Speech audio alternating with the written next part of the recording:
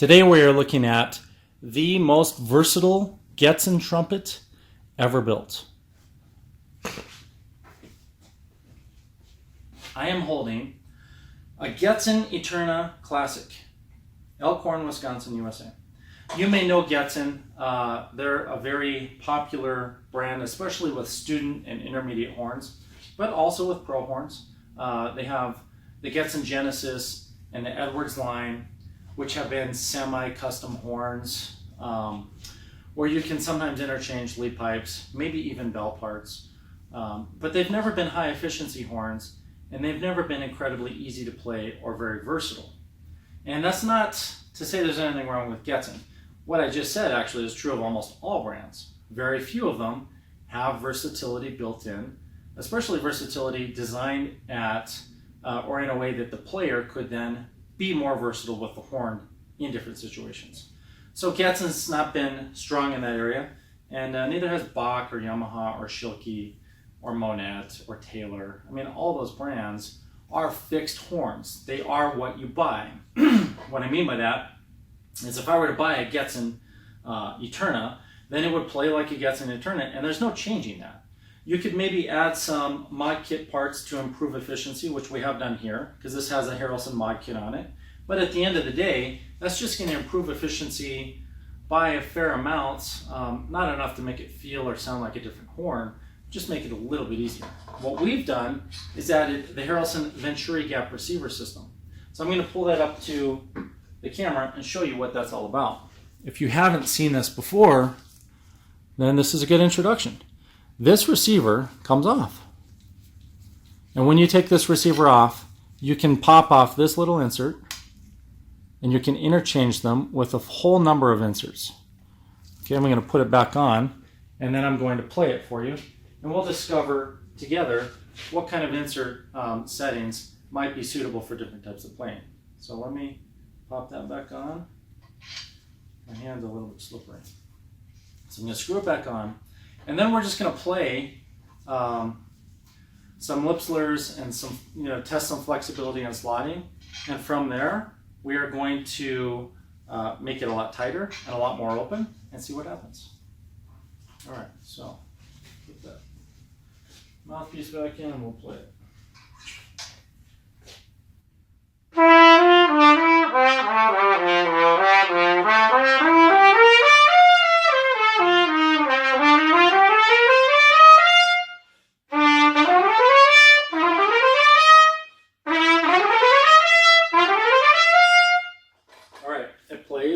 Okay, the projection pattern on this particular bell is semi-compact. It's not real big, and it's relatively bright, but I'd say there's some mid and lower overtones there for sure.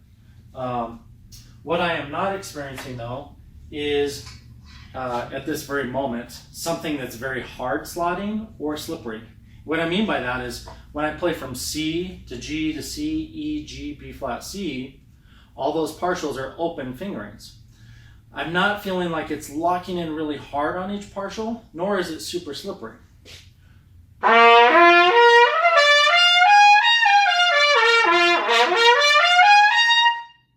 It feels kind of average.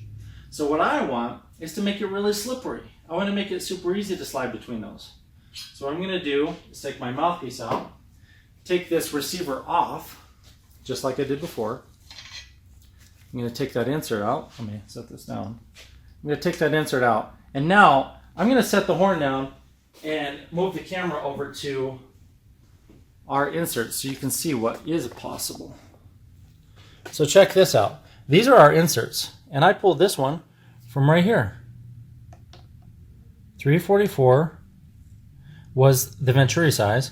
And here we've got, that's a number 8. So 8 is 80 thousandths of an inch gap.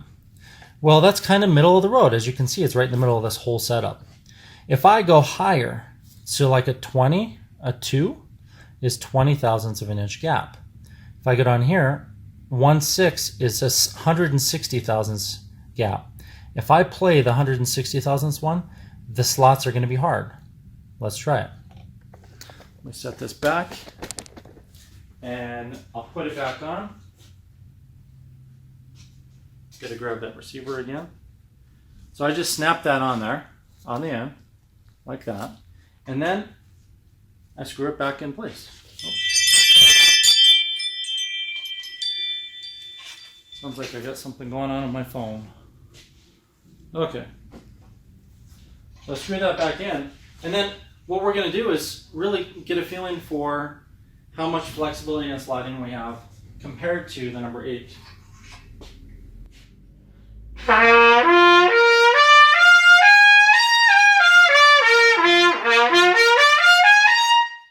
So now I can feel everything slots in. It's almost like every single partial is a giant hole and I'm landing in it and getting sucked down a funnel. I can't get out of it.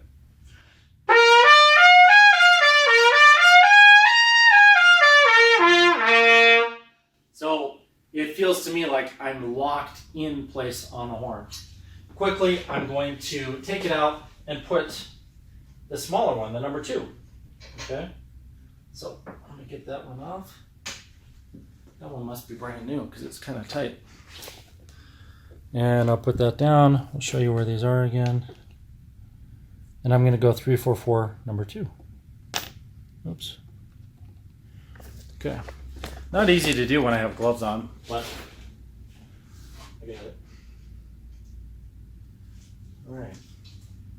Screw the receiver back on.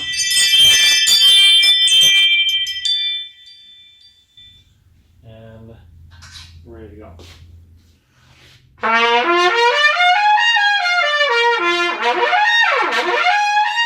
So I couldn't do that a second ago because literally I felt like it was too hard to get off of each slot.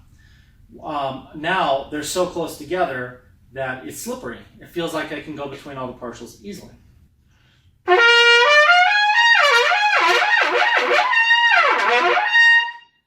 If I tried to do that with the 16 in there, I always get stuck. And that's simply because there's so much impedance change when you have a wide gap that it can make that difficult. And when you have a narrow gap, then it's almost as if there's no impedance change at all. It's easy to slide around. So I have used 3, 4, 4 as my kind of baseline, but I want to go to something really big and see if we can make the sound bigger and more open. So I'm going to do, let's stay on the number 2. And I'll show you that whole set of inserts one more time. So hopefully you start to pick up on this. There's the 3, 4, 4, number 2. Now I'm going to go to 3, 5, 2, number 2. Way over there. So I'm over here instead of over here. What happens is as you go to a bigger Venturi, you can play with more dynamic range. You can play louder and softer. And if you go to smaller, you actually can't play as loud or soft, but it increases your compression. So hopefully what you discover is that when you go to the larger ones, you can have a much bigger tone, but it is going to be more difficult to play really high. You'll get a much bigger tone, especially in the lower register, but all registers will be bigger if you're over here on the larger Venturis.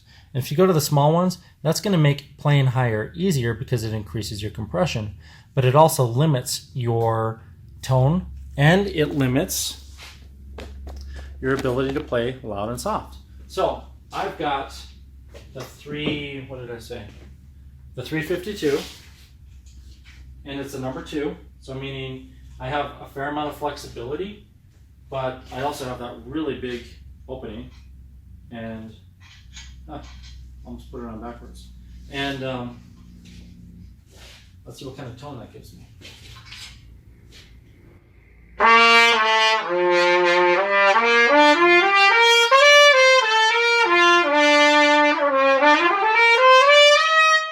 It's like I'm playing a completely different horn, which I'm surprised. So I should tell you this. I've never played this Getzen before. It came in on trade. It was banged up. Full disclosure here, the bell was completely smashed. And I rolled it out the best I could. So you can see there are remnants of that.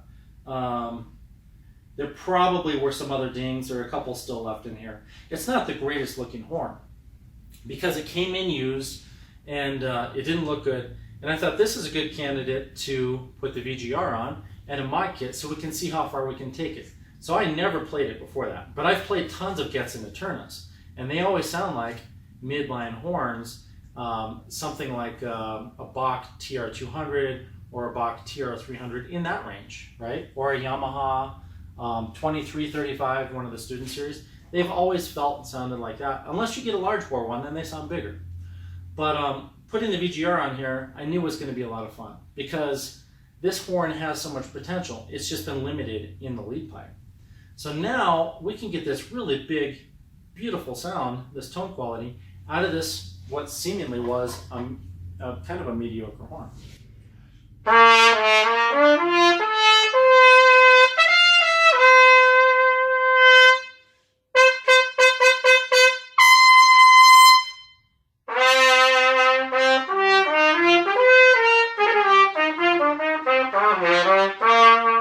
I'm really surprised at how open and how nice this feels.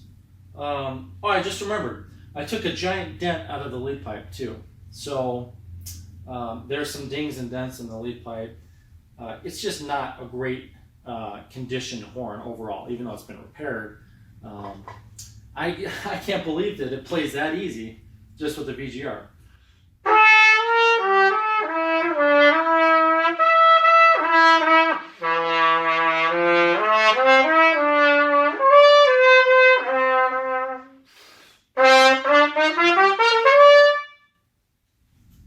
All right, get that moving again.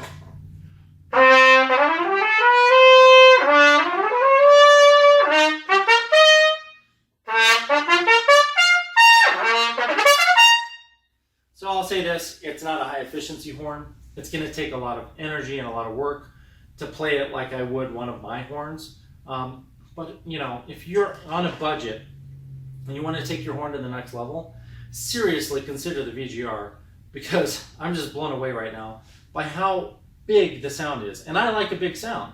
Now, if I were playing lead and I wanted to sizzle, I'm not going to get as much of that out of this setup. Yeah, it's just a really big sound. So now let's dial this down to a smaller Venturi and see if we can get more of that sizzle, because a lot of times that's what you want. So again, pull that off. I am going to show you one more time where we're putting this and where we're grabbing from. That's the 352. Understanding this chart changes everything for a lot of players. We have hundreds of great musicians out there who are using the Venturi gap receiver either on a Harrelson trumpet or on their own. Most of them are on Harrelson trumpets. I want more sizzle and I want to slot in a little harder. I'm going to move right here. This is super tiny, 332. And you're not really going to find a 332 Venturi probably on any horn that was made after maybe like 1930. So let's put this one on and just see what happens. Well, that insert is brand new. When they're new, they have a little burr on them. And that sometimes can make it harder to snap on. So let me show you. Before I drop it too many times, I'll show you another way to put it on. After you've used them a couple times, you don't have a burr, but you can also drop it into the receiver like this. And then if you tap it down there, you can screw it onto the horn this way, and it'll just center it and squeeze it on there for you. So you don't have to imprint your fingers with the little tiny circle. All right, so now I've got the 332, number 12. So that should give me 120 thousandths gap when using a Harrelson mouthpiece. So if you're using a Harrelson 5mm, then those numbers are accurate because our back bore goes into the receiver the exact amount for the measurements to come out the way we say they should. All right, here we go.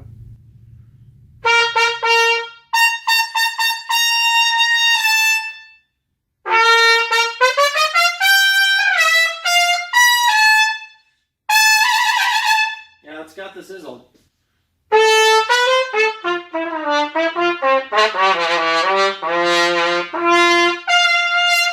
And even in the mid and lower registers, it's got a lot of brilliance, a lot more sizzle.